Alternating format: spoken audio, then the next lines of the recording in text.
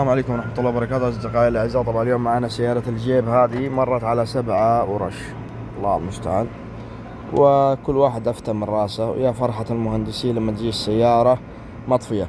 طبعا أغلبية المهندسين أول ما يجيك يعني الأغراض مفتحة والأشياء مفتحة والكمبيوترات مفتحة كل شيء مفتح، يقعد يقول لك أنا جتني السيارة على حالتها. إيش يعني على حالتها؟ كلام فاضي بس عشان الناس يعني تقول لك والله السيارة وش هذا مفتحة. ترى المسألة بسيطة. السيارة هذه كانت ما تعمل كرانك، ما تدق، واللهم صلي على محمد، وما تاخذ إشارة ولا تفتح، مثل الحالة الآن اللي ما قدامكم. هذه هي الآن ما تفتح السيارة وما تاخذ البصمة حقتها، البصمة ما تاخذ، ما يولع. طيب أي نعم، هي المسألة فيها هيدنج، هذه المخططات اللي تم طباعتها عشان تتبع على جميع مسارات الأسلاك.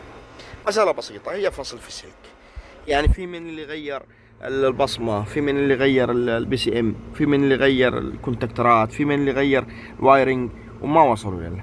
على العموم هي مشكلة سلك بسيط، يعني سلك بسيط.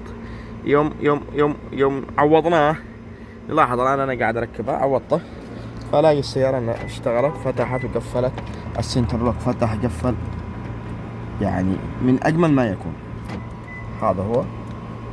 هذا هو السنتر لوك قاعد يفتح ويقفل وياخذ إشارة، وبدأت تفتح البصمة، بدأت تفتح، بدأت تشتغل، وأمورها زين الزين ما شاء الله تبارك الله. هذه هي.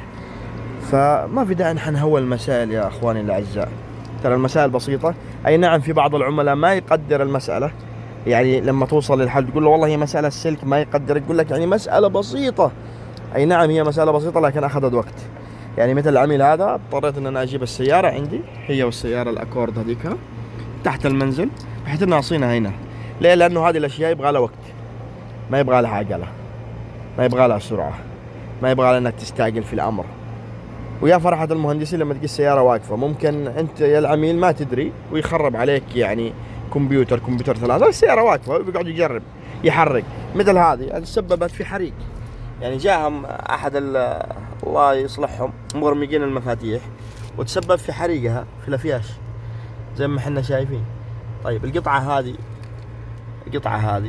يعني لو احنا ما عملنا لها صيانة ما كانت اشتغلت. ففي بعض مهندسين ينبسطون اذا جتهم السيارة مفتحة. على العموم حال السيارة هذه كانت فيها قطع في الضفيرة واشتغلت الحمد لله، كانت ما يدعم الدخول، وجو قد برمجوا كذا مفتاح ورفضت، والحمد لله زانت السيارة. معكم مهندس معتصم صبري، شكرا لكم.